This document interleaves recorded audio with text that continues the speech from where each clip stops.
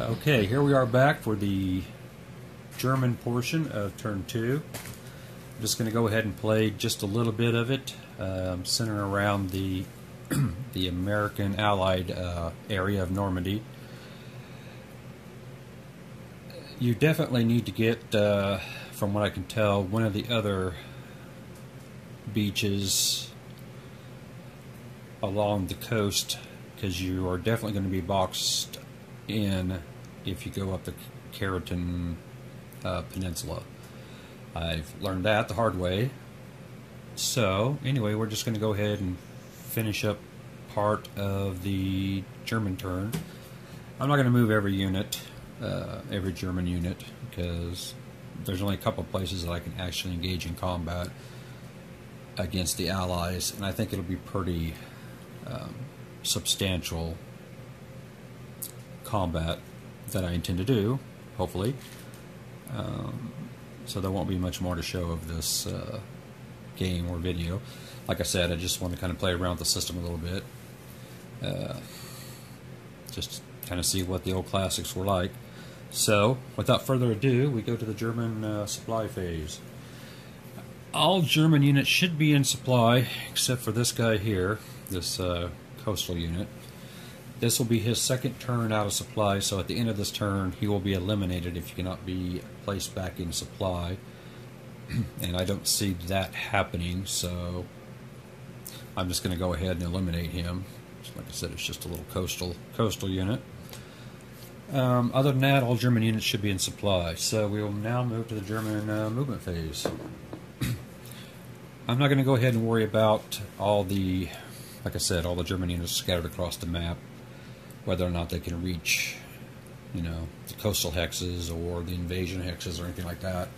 But we will deal with the ones that we can around the actual Allied units on the peninsula and stuff. And I'm going to try for 3-to-1 attacks. So I think that's really all the space I have to begin with. These Allied units, airborne units, are still out of supply. I'll flip them over just for example here, so I can see what their attack, defense, and movement factors are. They're 3s, so basically their defense will stay a 3, but of course their attack factors are, I don't think they can attack out of supply, and the movement factor is 1. So I'll double check that real quick.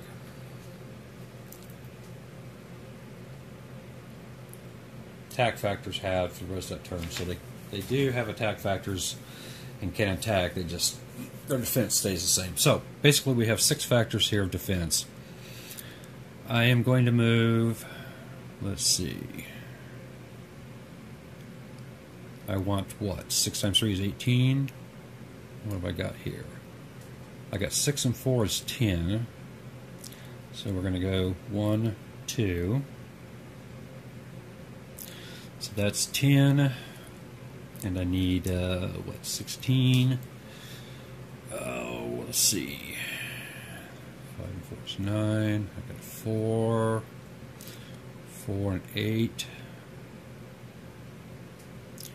That would be enough then. Yeah, just gonna mess counters up all over the place. So there's 14 and there's 18. So that should be a 3-to-1. 10 and 8. The other one will be an attack against this unit. I need at least 12 for a 3-to-1. So we are going to bring down, what did I say? He should be here. 2, 3. He'd have to stop there, so there's his under control. Well, this may change a little bit. What I need, 12. All I have is 4. So that would be 1 unit there. Oh, I don't think I can get the other ones. 1, 2, 3, 4. Well, actually, I think I can. 2, 3, 4. Nope, I can't make it there. 1, 2, 3.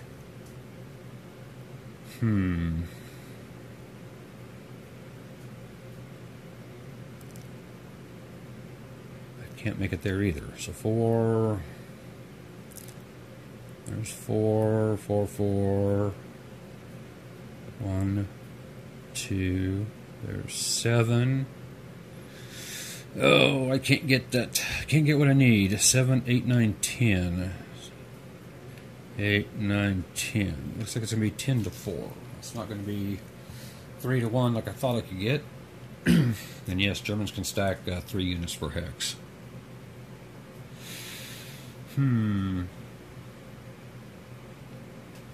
Somewhere I think I kind of miscalculated, but anyway, we're going to go with that. So we're going to go to the German combat phase. I'm not going to move any more units. And we'll just play out this combat phase and see what happens. So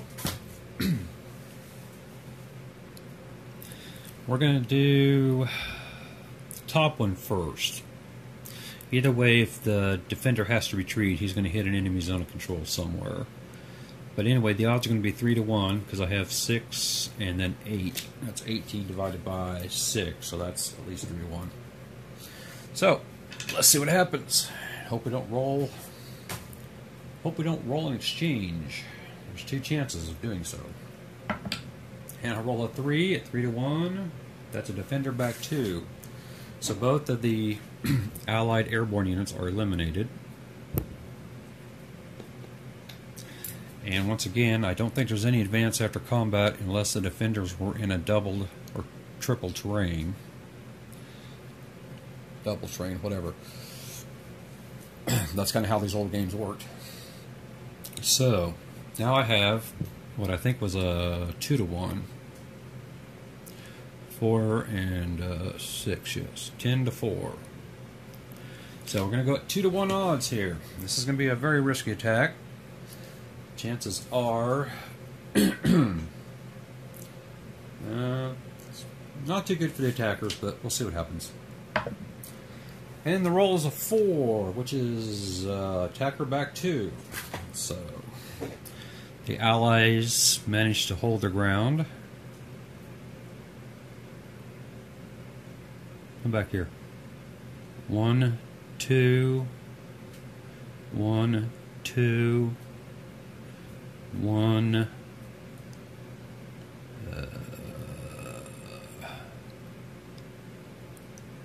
2, I guess. And the defender cannot advance after combat. So with that, that's going to finish turn 2 with the end of the German player turn. So anyway, it looks like the Allies have a very small opening around St. Lo that they can start pushing units through. And next turn they can bring on, let me see, 9 divisions per turn, and they can start putting in headquarters. So that will help us supply, and that will also help starting to shove units through that gap. Of course, there are other German units within reach that have considerable offensive power. So it's by no means going to be an easy task to break out from that peninsula. But anyway, that's about it for this video and this look at the old classic D-Day game by Avalon Hill.